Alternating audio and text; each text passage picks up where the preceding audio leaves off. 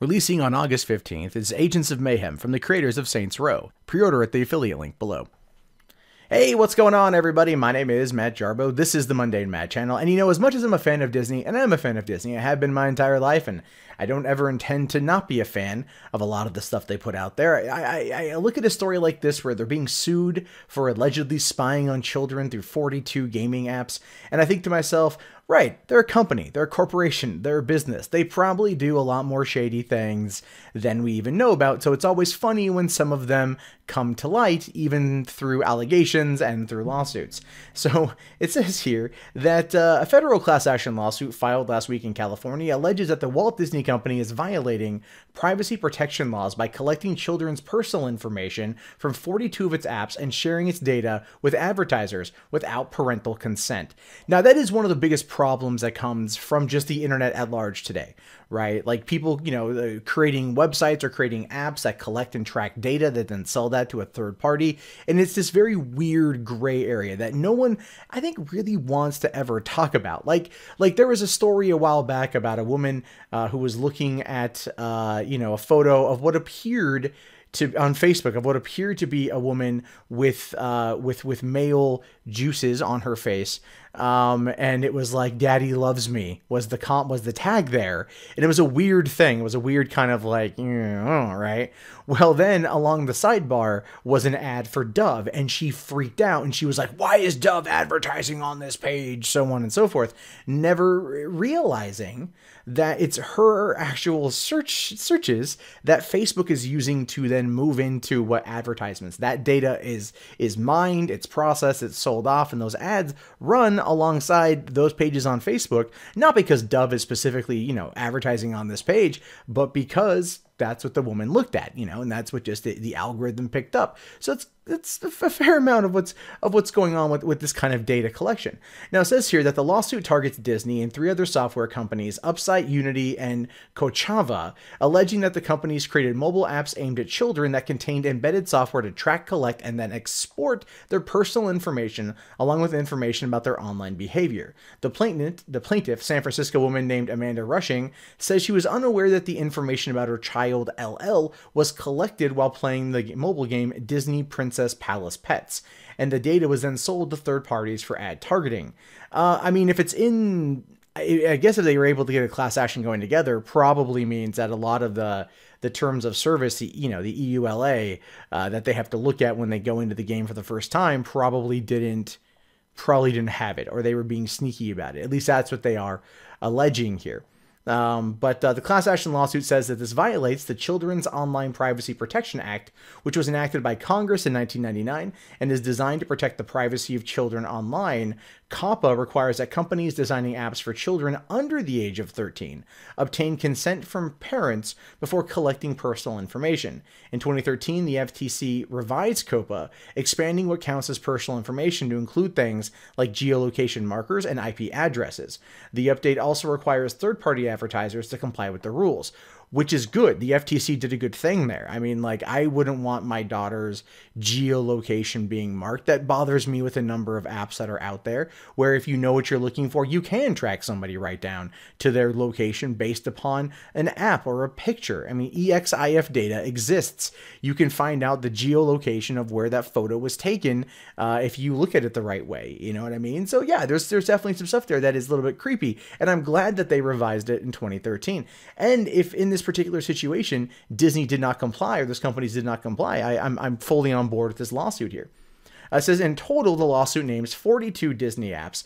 It says run afoul of COPPA. The plaintiff is seeking an injunction barring the defendants from tracking and sharing data collected without parental consent, as well as appropriate relief, including actual and statutory damages and punitive damages, plus all costs related to prosecuting the action. So of course they're after money. They're not after necessarily, you know, just them changing it.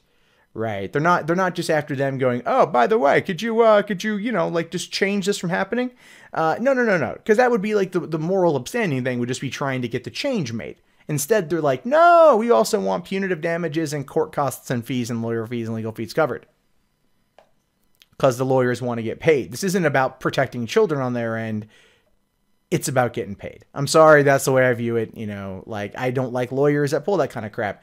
If you're trying to benefit people, I understand there's nothing wrong with trying to get paid. Sure. But it's like, I feel like the punitive damages, appropriate relief, and statutory damages are about trying to get a little bit more out of Disney in the settlement. Let's be fair here. What they're looking for is a settlement, not to actually go before a judge or a jury and be decided that way. They want Disney to settle, so they're asking for more money up front. Now, Disney responded by saying, Disney has a robust COPPA compliance program, and we maintain strict data collection and use policies for Disney apps created for children and families. The complaint is based on a fundamental misunderstanding of COPPA principles, and we look forward to defending this action in court. I have to say, though, Disney's response is very cocky. That is a very chest out, come at me, bro, response. That's a huge come at me, bro response. They're like, you wanna play? All right, let's play. Like, that's what they're doing. And I find that to be interesting, actually. I find it to be super interesting, because to me, I look at that and I'm just like, wow, either they truly believe that they're in the right, or they're trying to play the strong arm card of like, you don't want to mess with us, which makes sense considering the fact it's Disney and they have enough money to basically run anybody out of legal backing whatsoever. They could run anyone into the ground by keeping this thing tied up in courts for a long time. But Disney does have a track record of getting in trouble for this kind of stuff, because it says here that this isn't the first time Disney has faced COPPA violations. In 2011, the FTC levied a $3 million civil penalty against Playdom after it illegally collected and disclosed personal information from hundreds of thousands of children under the age of 13 without their parents' consent. And again, it's not to say that this has happened. I mean, if you think about it, like Playdom, the situation went down in 2011. The FTC revised the COPPA laws in 2013. It's entirely possible Disney, you know, they've updated their policies since the FTC revised theirs, and since this $3 million lawsuit went through, or the penalty went through from 6 years ago. But it's also entirely possible that the people looking at these apps do have a fundamental misunderstanding of it, and they're just thinking that they might have a quick gotcha lawsuit that Disney will then settle. And I mean, Disney's been fined before. You know, they were leveled the penalty against them, and so they might fight it to where it gets to that point. But at the same time, the lawyers here, and you can tell based on what they're doing, that they're seeking a settlement. And some of the apps here that they talk about are Avengers Net, Beauty and the Beast, Perfect Match, Cars Lightning League, Color by Disney, Disney Color and Play, Disney Crossroad, Disney Dream Treats, Disney Golf. Just, you know, look at these here. I'm just not even, you know, Frozen Freefall. Anything that gets anything Frozen related off of the web, I'm totally happy with. Inside Out Thought Bubbles. Okay, cool. Maleficent Freefall. Wait, did I play that game? I might have played that game on the phone. That's what I think it is. It's horrible. It's like some Candy Crush clone ripoff sort of thing. Olaf's Adventures. Star Wars Commander.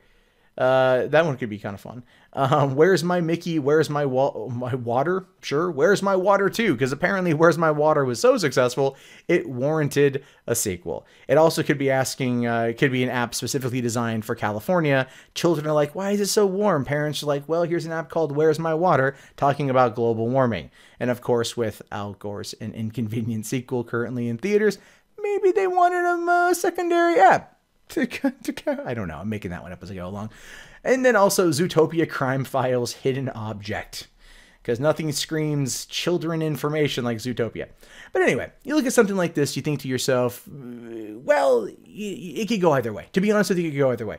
42 apps is a large claim to make.